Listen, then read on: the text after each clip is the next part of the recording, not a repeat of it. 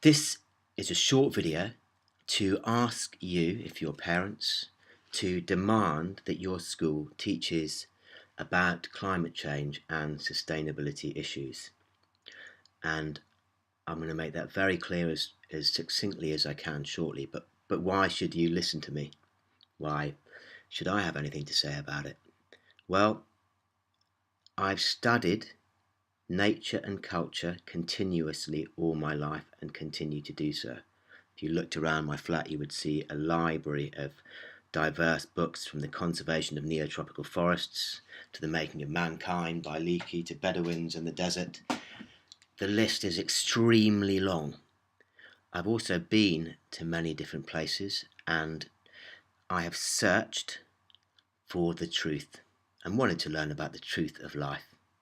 Basically, not from a... So some people will say, yeah, but you're a green, you're biased, you're prejudiced. I'm much more than a green. But the point is, in many ways, you can't be biased. You can't be biased towards the fact that we need air to breathe and that we need water to drink. Okay, it's not a bias.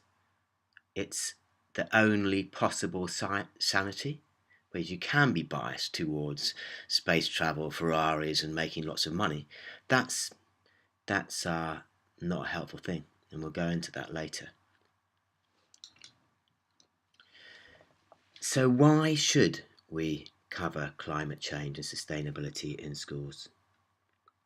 Because the fact is, catastrophic runaway climate change, it looks very certain, is coming. There is a small chance that we could actually turn it back. Anyway, massive climate disasters are happening. Now, there's several real problems here, the principal of which is, certainly in Britain, it is a conspiracy. Oh, scared, I said conspiracy. And you should be alarmed. The government, in cahoots with the media and the education system, is refusing to let the British public understand the severity of the situation, or understand that there are many, many, many solutions, but only if we actually look, instead of running like lemmings over a cliff. Okay, so if you just think about it recently, there were these meetings in Paris, the COP21, where I believe 195 heads of state came together. There's never been another meeting like it, and yet it gained virtually, and it's the most important meeting in many ways, or it could have been, the most important meeting of people that there's ever been, because it was deciding the fate of our planet. So that gets almost no coverage. We don't get told, did you know what our government took to the table? Did you? I didn't hear it anywhere. Certainly it wasn't broadcast. This is what we're taking, this is what we want to do, this is what we're trying to do. No. It was given almost no coverage, and certainly no coverage of the terrible way that environmental protesters were subdued and prevented from going to protest. So you have scientists and real experts saying that we're collectively committing suicide, and yet our government won't tell us about things. We have a duty to our children. A duty. It's not excusable to not do something. It's no longer excusable. If you want to commit suicide, well, I guess that's your choice. But we are not free to damn and condemn our children. And that's what is occurring. However, there are solutions, and the children would, I'm sure, embrace them if they were shown them, if they were given a realistic, any kind of realistic picture about what's happening. They would choose that, would naturally choose life over a couple of gadgets. So I'll just give you a little example. I went in and asked the headmaster at my kids' school and requested that climate change and sustainability studies were delivered because it was necessary.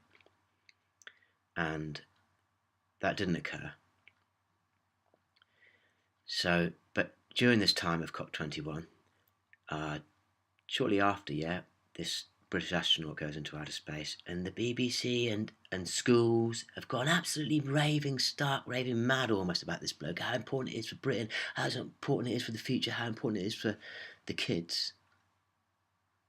But they won't cover climate change. That is insanity. You say, and I've got a very good friend. So yeah, I know, but Adam, it's quite exciting for kids, and there's this technology. That's the space scientists speaking out in the government. Space exploration, at this point in human evolution, categorically is literally and metaphorically going in exactly the wrong direction. Number two, the space exploration is part of the military-industrial complex which is destroying our planet. Yeah, we get some fringe benefits, we get some spin-offs, and we do from military activity. That doesn't mean to say we should do it. If you put all that money directly into a sane direction, you would get far better sane results, far sooner, and you would have spin-offs, which would be far more likely to be in the direction that you definitely needed. Principally, the answer doesn't lay in technology. It can be a part of the solution, but not the major part, because the major part is simply to live with our planet, not just on the planet, exploiting the planet, and to know about the planet, not just a bunch of prejudice that we hear from space scientists and then regurgitate it. Oh, we get some technology. So what? You get technology and also trash the planet and mislead people. So you can teach about going to space, but you can't do sustainability studies. You can teach about going to space and how great that is, but not teach about climate change. That is insanity, that's wrong, that is criminal. So I want you as parents to demand that your school covers climate change and sustainability studies and teaches human values. And if not, take your headmaster and your school to court. Because it will. Every major scientist in the world agrees this catastrophic climate change is going to occur under the situation that we've presently got, which is the international corporations supported by national governments continuing to just look at Britain. They go to the COP21, they don't ever really tell us what they're going to say there, claim that they've made all these great deals, come back and then start exploring to frack under our national parks. We cannot believe them. They haven't got a legally binding agreement to bring emissions down to 2 degrees. They've got to try.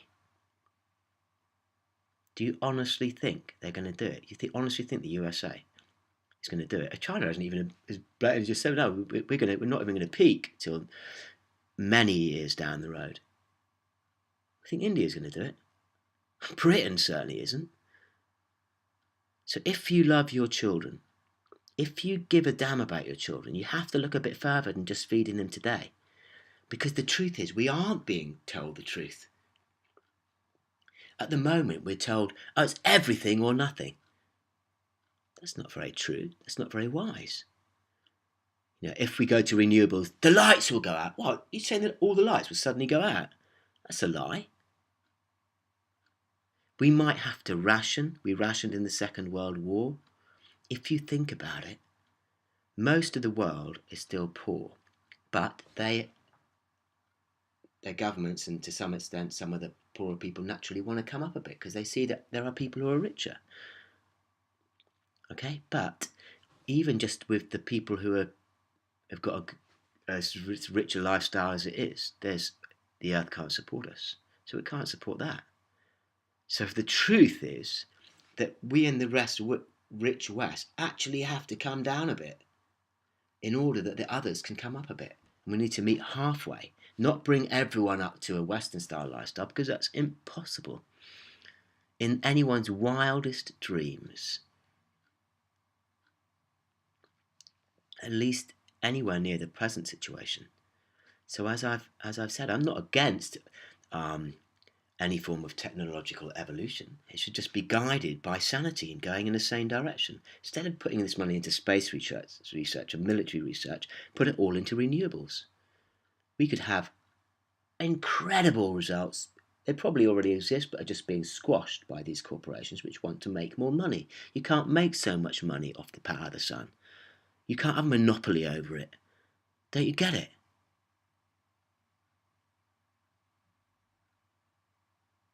Anyone with a vision can make a beautiful world if their vision isn't to make themselves greedily rich. Cities which are biological and cultural jewels, trees everywhere, electric trams down there, poets, playwrights, songwriters, everyone inner riches, greening the deserts. There's so many solutions, but they don't make a few people mega rich. They make everyone have a better quality of life and actually hope for the future. And that's what we need to be teaching in school, not bigging up space scientists or not even mentioning climate change or sustainability. We need to get to the stage where things like Formula One and Ferrari owners and such are actually shamed, publicly shamed. At the moment, even now, if you're a bit of a green, you can be vilified as someone who's sort of like just an idiot freak. That is criminal. Am I making any money at this video? No. Am I trying to make any money of it? No. What's my motivation? My motivation is to not have the children starving to death, to protect the children, and to protect nature, because it is not our right. We do not have the right to trash our planet and then go off into outer space, because that is the truth. Richard Branson wants commercial space flights, so does this French company. They're all working on it. International Space Station. It's a betrayal of planet Earth, and they could never carbon offset it, and they will never try. They believe planet Earth is basically fucked and we need to get off it, only because they continue acting that way, and we are letting them. And we can say no, because they're our schools and our kids have a right to be educated. Now, even if you as a parent can't really be bothered to do that much and don't want to look at it, that doesn't mean to say you can let the blinkers be pulled over your child's eyes, because it is their world more than ours. At least if we can't be bothered to do anything about it. We're all part of the problem, but are we willing to be any part of the solution? We can all make improvements. We all have a cost to the earth, but does one recognise any of it? Does one try to carbon offset it? But it's not just about carbon, and we mustn't be less misled by that either.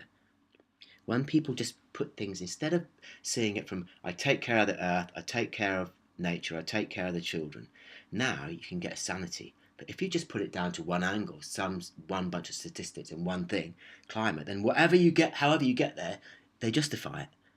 So, for example, nuclear power, it's a crime against the earth and humanity, but supposedly it's carbon neutral, so it must be good, according to that way of thinking, which is completely wrong. The best analysis of that is saying, well, we can't have people with guns, no way, not conventional guns and bombs. You kill people with them. I tell you what, but we will arm people with nuclear weapons, because it's not guns, is it? I mean, guns are bad. No. The uranium being mined. I'll show you how it works. Concrete example. French company, northern Mali. Oh, lots of terrorists there. No, the Tuareg have lived there for countless generations. French miners there polluted the water table, polluted the land. The camels are dying, the children are dying, the adults are dying. All the land is being killed. Of course, if you're just a little Tuareg nomad, you don't have much voice to go against this multinational corporation, French-based. Yeah? So eventually you want to rebel, and then the French call you a terrorist. Okay, Al-Qaeda got in there, but maybe they shouldn't have been mining and polluting their land and killing their people. So the mining is like that everywhere it goes on. Aborigines and uranium, that's what I meant about I'm educated. I've read about the situation of Australian mining and the Aboriginals. I know a lot about it. And these mining concerns all over the world, from Papua New Guinea to Navajo lands, to the Aboriginal lands, to the Tuareg lands. So the mining of it is a crime. The transportation of it is problematical. It can easily be stolen by terrorists. It's not supposed to be used for nuclear power, but it's been proven that it often is siphoned off for it, yeah? Okay? And then there's this disposal of the waste.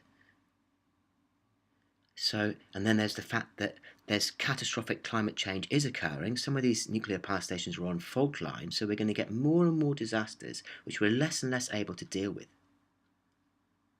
Oh, but it's carbon neutral. It was going to cause a lot more catastrophe. So that's what I mean about a proper education, and not just this government conspiracy, because it is a conspiracy. They are hiding their truths. They are hiding that government ministers have stakes in nuclear and oil and fracking and the like. It is time to think about your children more than just getting them their lunch and making them look all nice and tidy, but actually condemning them to, well, certainly hundreds of millions of children all around the world to starvation, death, and possibly our own, or if not this generation, certainly the next, but probably this generation. We're already seeing climate disasters, even in good old Britain, and it's going to get worse. So the time to act is now. The time isn't to sit back and just trust them. If you do that, you're a fool, and your children won't appreciate it.